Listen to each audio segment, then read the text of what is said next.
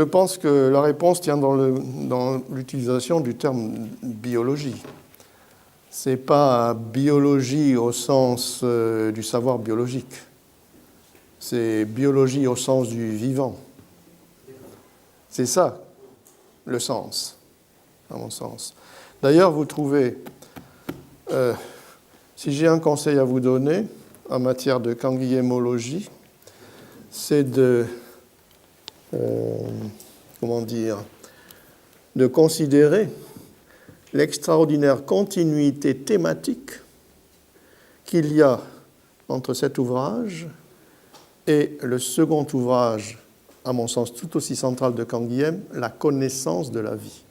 Et là, vous aurez des développements qui sont véritablement dans le droit fil de ce qui vient d'être dit. Par exemple, le vivant et son milieu, ce n'est pas la biologie qui intéresse Canguilhem, c'est le vivant. Voilà, ça sera ma réponse.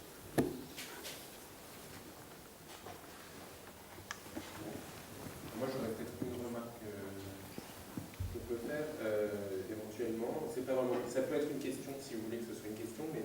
Bien sûr, c'est une question que j'ai mentionnée dans le courant de mon exposé à un certain moment. Bon, écoutez, Canguilhem, ce n'est pas Dieu le Père. Hein. Oui. Donc, on ne peut pas trop lui faire dire.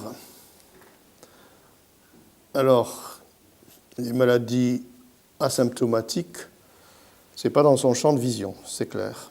Pas dans son champ de vision.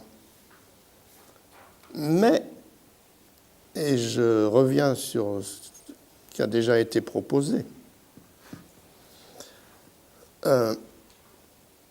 ce jeu subtil entre norme et normativité peut être évoqué ici.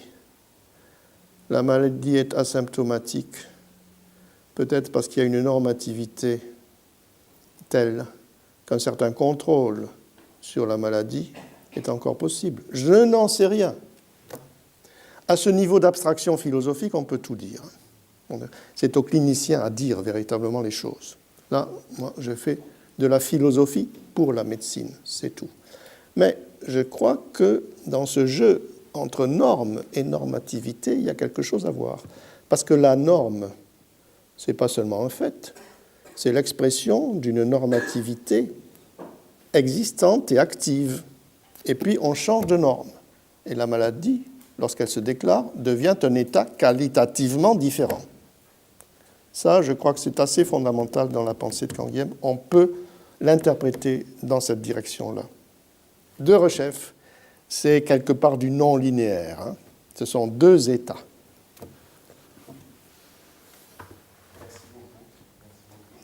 Sur le plan épistémologique, sur le plan épistémologique, qui décide de... Ça, c'est une vaste question. Vaste question. Oui. Bon. Qui décide? Écoutez, alors là, nous allons nous écarter de Canguilhem, hein, parce qu'on ne peut pas avoir réponse à tout. Non. Si vous m'interrogez, moi, j'aurais tendance à dire qui décide. Finalement, in fine, c'est l'individu qui décide. Qui doit décider. Je ne dis pas qui décide en fait, mais qui doit décider. Sur le plan des valeurs, je pense.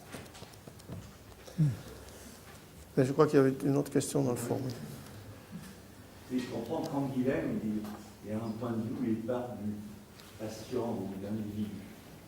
Et comme vous dites, finalement, c'est l'individu qui va voir le médecin, qui éventuellement lui trouve une pathologie. C'est-à-dire, globalement, l'individu, quand il va voir le médecin, il devient, entre guillemets, un malade qui demande une assistance. Or, dans la réalité, je reprends par rapport à maladie, pathologie versus malade, il y a des patients qui ont une maladie qui se sentent malades, il y a des patients sans maladie qui se sentent malades, il y en a d'autres qui ont les deux en même temps. C'est-à-dire que le vécu peut parfois être adaptatif avec la maladie, ou pour autant on ne peut pas dire qu'il y a la pathologie derrière, c'est-à-dire dans les psychosomatiques.